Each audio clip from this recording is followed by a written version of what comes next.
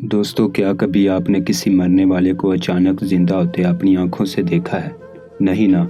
और अगर देखा भी होगा तो वो मंजर किसी फिल्म का होगा, हकीकत का नहीं। लेकिन साथियों, आज हम आपको हकीकत में दिखाने वाले हैं कि कैसे एक मुर्दा औरत को गुस्ल के बाद कफन में लपेटा जा रहा था तो वो अचानक जिंदा हो गई और सबके होश उड़ गए और फिजा अल्लाहू अकबर के नारों से गूंज उठी। इस हकीकी वाक़े का वीडियो क्लिप देखकर आपके भी होश उड़ जाएंगे। दोस्तों, वो औरत कौन थी, इसकी क्या कहानी थी और इसके ज़िंदा होने के कुछ लम्हों बाद ऐसा क्या हुआ कि सब लोग सन्नाटे में आ गए, ये आज की वीडियो में हम आपको बताएंगे और दिखाएंगे भी।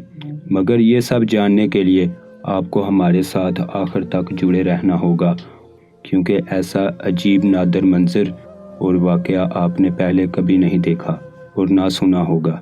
प्यारे दोस्तों, ये कहानी है 65 साला रसीदा नामी एक खातून की, जो इंडोनेशिया में अपनी 3 बेटियों के साथ रहाइश पजीर थी। रसीदा की जब शादी हुई तो इसका शोहर अली हैरी एक कामयाब बिजनेसमैन था। रसीदा एक नेक, परहेजगार, नमाज रोज़े की पाबंद औरत थी, अपने शोहर की फर्मा बरदार थी और दोनों में बहुत प्यार था। अल्लाह ताला ने इन्हें 3 बेटियों से नवाजा। इनकी पैदाइश के कुछ अरसे बाद अली हैरी को कारोबार में शदीद नुकसान पहुंचा, जिसके बायस इसका घर, दफ्तर, सब कुछ बैंकरप्ट हो गया और सब कुछ बैंक ने अपनी तहवील में ले लिया। माली हालात इस कदर मुतासर हुए कि बड़ी मुश्किल से सर पर छत का इंतज़ाम हो सका और नौबत फाकों तक आन पहुंची। अली हैरी अचानक इस सूरत हाल को बर्दाश्त ना कर सका और इसने इस सदमे को ऐसा दिल पर लिया कि जीने की हिम्मत ना कर पाया और रसीदा के सर पर अपनी बेटियों की जिम्मेदारी डाल दी। अली हैरी के इंतकाल के बाद रसीदा ऐसी सूरत हाल में अकेली रह गई और इसको अपनी 3 बेटियों को अकेले पाला था। इसने इस सूरत हाल में हिम्मत ना हारी और लोगों के कपड़े सीकर इज्जत से अपनी बेटियों को पालने लगी। वक्त गुजरा, बेटियां जवान हो गई। रसीदा ने दिन रात मेहनत करके इन्हें पढ़ाया लिखाया था। दिन रात की मेहनत में वो अपना ख्याल रखना भूल गई और बीमार रहने लगी। वो अल्लाह के हजूर एक ही दुआ करती थी कि वो इसे इतनी मोहलत दे कि वो अपनी बच्चियों की शादी की जिम्मेदारी निभा पाए और मरने से पहले अल्लाह ताला इसे अपने घर की ज़ियारत करवा दे। इसकी ज़िंदगी के बस 2 मकसद थे कि वो अपनी बेटियों की शादी की जिम्मेदारियां ज़िंदगी में अदा कर पाए और अल्लाह ताला का घर देख पाए, हज पर जा सके। वो हर नमाज में ये 2 दुआएं करना नहीं भूलती थी। वक्त गुजरा, इसने 2 बेटियों की शादी कर दी। तीसरी बेटी अभी पढ़ रही थी, छोटी थी, मगर वो इसकी भी जल्द से जल्द शादी कर देना चाहती थी, क्योंकि अब वो काफ़ी बीमार रहने लगी थी। इसकी बड़ी बेटी का शोहर नहायत नेक शख्स था।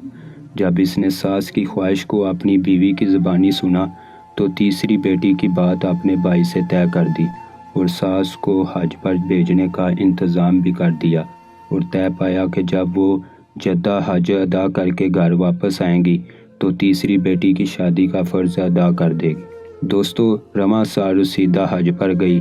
वहाँ अल्लाह के हजूर रो रो कर शुक्र अदा किया कि अल्लाह ताला ने इसकी दुआएं सुनी और इसे हिम्मत हौसला दिया कि वो अपनी बेटियों का इज़्ज़त के साथ शादी का फ़र्ज़ अदा कर पाए और रो रो कर दुआ करती रही कि बस और इतनी मोहलत दे कि वो तीसरी बेटी की शादी भी अपनी ज़िंदगी में कर सके। साथियों, कहते हैं कि हज से वापसी पर रसीदा बहुत बीमार हो गई और एक दिन ऐसा हुआ कि वो सुबह अपने बेड से ज़मीन पर गिरी पाई गई।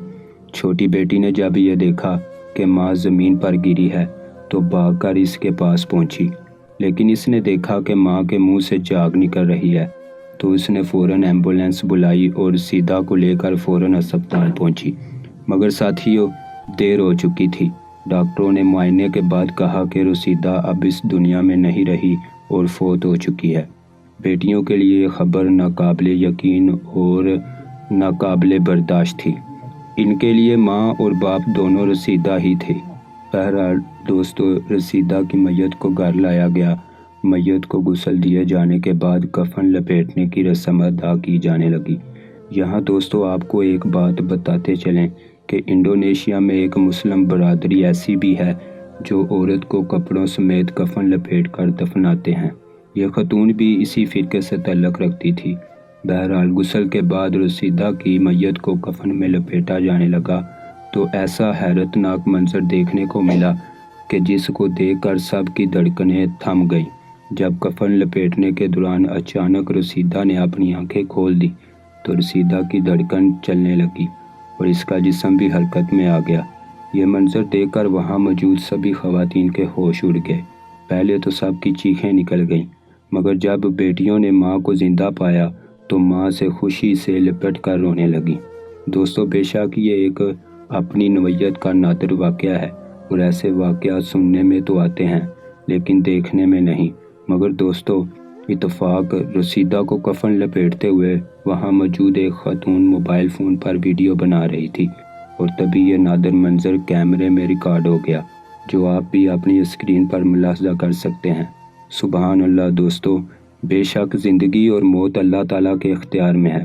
دوستو، یقیناً یہ منظر دیکھ کر آپ بھی سبحان اللہ پکار اٹھیں گے اور کمنٹ میں لازمی سبحان اللہ لکھیے گا، کیونکہ سبھی تعریفیں بے شک اللہ تعالیٰ کے لیے ہی ہیں اور وہ اپنے معجزات اس لیے لوگوں کے سامنے لاتا ہے کہ اس کے بندوں کا ایمان مضبوط رہے، اور جو لوگ غفلت میں ہیں شاید وہ اس پر اب بھی ایمان لے آئیں اور سیدھا راستہ اختیار کر لیں اور جہنم کی آگ سے بچ پائیں۔